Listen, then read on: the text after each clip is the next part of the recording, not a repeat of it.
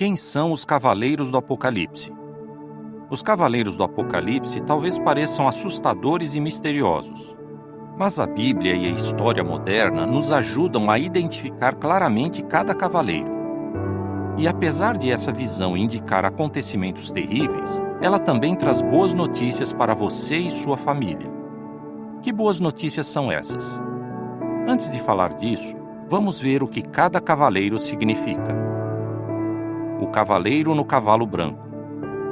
A visão começa assim: vi um cavalo branco. O que estava montado nele tinha um arco. Foi-lhe dada uma coroa e ele saiu vencendo e para completar a sua vitória.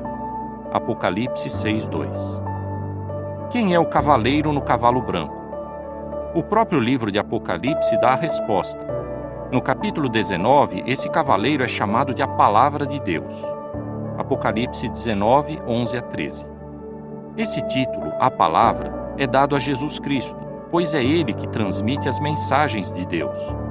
Ele é descrito como fiel e verdadeiro, e também é chamado de Rei dos Reis e Senhor dos Senhores. Apocalipse 19, 11 e 16. Isso mostra que Jesus tem autoridade para ser Rei Guerreiro. E por ser fiel, ele nunca abusa do seu poder nem age de modo corrupto. Mas surgem algumas perguntas. Quem dá a Jesus autoridade para vencer? Numa visão, o profeta Daniel viu alguém parecido com um filho de homem recebendo domínio, honra e um reino. Ele estava falando do Messias, e quem deu a autoridade ao Messias foi o Antigo de Dias, Jeová Deus. Daniel 7, 13 e 14. A nota diz: a Bíblia mostra que Jeová é o nome de Deus. Fim da nota. Então, é o Deus Altíssimo que dá a Jesus poder e autoridade para governar e fazer justiça. A Bíblia várias vezes usa a cor branca para simbolizar justiça. Assim, o cavalo branco é símbolo de uma guerra justa, realizada pelo próprio Filho de Deus. Quando foi que os cavaleiros do Apocalipse começaram sua cavalgada? Veja que o primeiro cavaleiro, Jesus, começa a cavalgar depois de receber uma coroa. Apocalipse 6:2. Quando Jesus começou a ser rei no céu, será que foi logo depois que ele morreu e voltou para o céu? Não. A Bíblia diz que naquela época começou um tempo de espera. Hebreus 10, 12 e 13. Jesus deu aos seus seguidores um sinal para ajudá-los a saber quando o seu governo no céu começaria. Ele disse que as coisas no mundo iam piorar muito. Haveria guerras, doenças e falta de alimentos. Mateus 24, 13 e 7 e Lucas 21, 10 e 11. Desde então, Satanás está furioso. Ele não pode mais voltar para o céu e sabe que seus dias estão contados. Logo, Deus vai realizar sua vontade aqui na terra e acabar com o poder de Satanás. Agora, vamos ver como os outros 3 cavaleiros do Apocalipse confirmam que estamos mesmo vivendo nos últimos dias.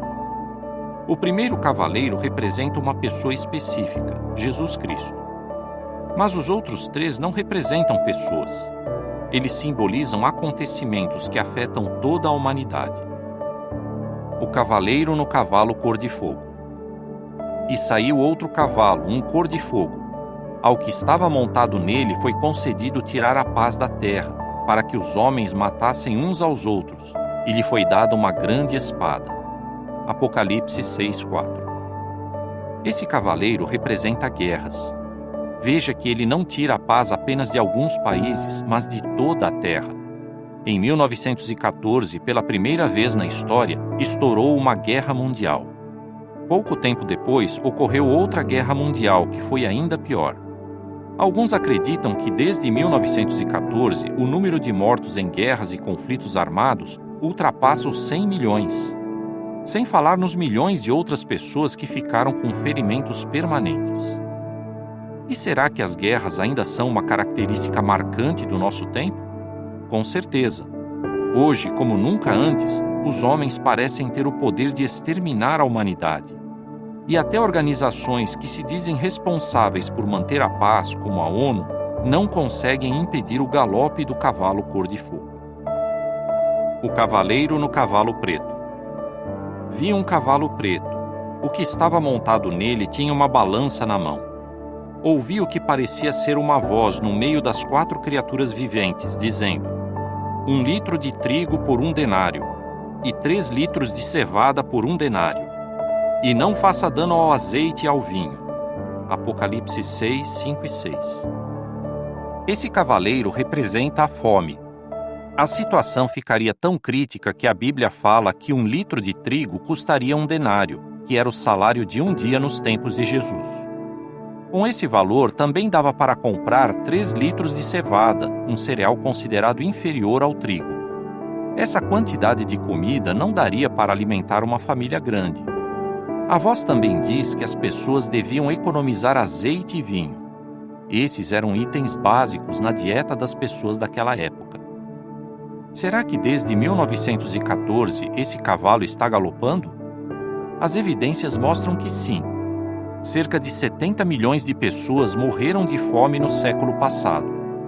Um relatório afirma que provavelmente 805 milhões de pessoas, ou seja, 1 em cada 9 habitantes da Terra, sofreram de desnutrição crônica entre 2012 e 2014. Outro relatório diz: todo ano, a fome mata mais do que a AIDS, a malária e a tuberculose juntas.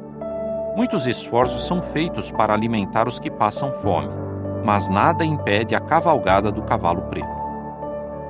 O cavaleiro no cavalo descorado. Vi um cavalo descorado. O que estava montado nele tinha o nome de Morte, e a sepultura o seguia de perto. Foi-lhes dada a autoridade sobre 1/4 da terra, para matar com uma longa espada, com fome, com praga mortífera e com as feras da terra. Apocalipse 6:8. O 4º cavaleiro representa a morte causada por epidemias e por outros motivos.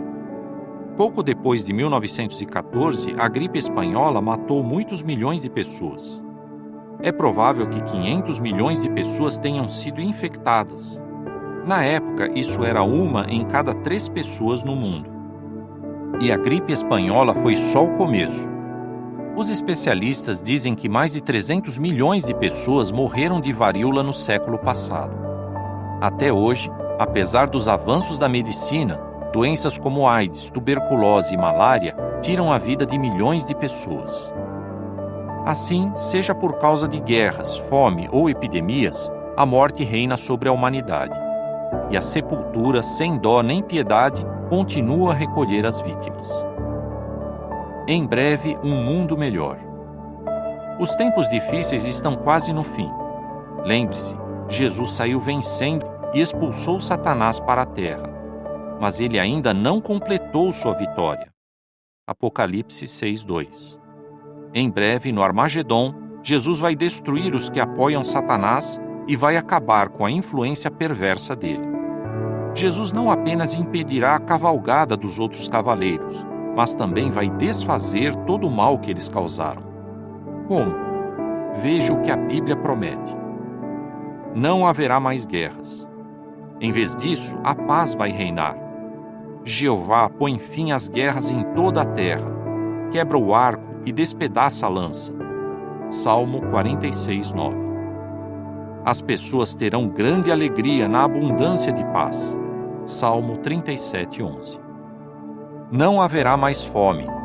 Em vez disso, teremos bastante comida para alimentar a todos. Haverá fartura de cereal na terra e superabundância no cume das montanhas. Salmo 72:16.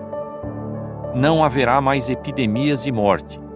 Em vez disso, todos vão ter saúde perfeita e viver para sempre. Deus enxugará dos seus olhos toda lágrima, e não haverá mais morte, nem haverá mais tristeza, nem choro, nem dor. Apocalipse 21:4.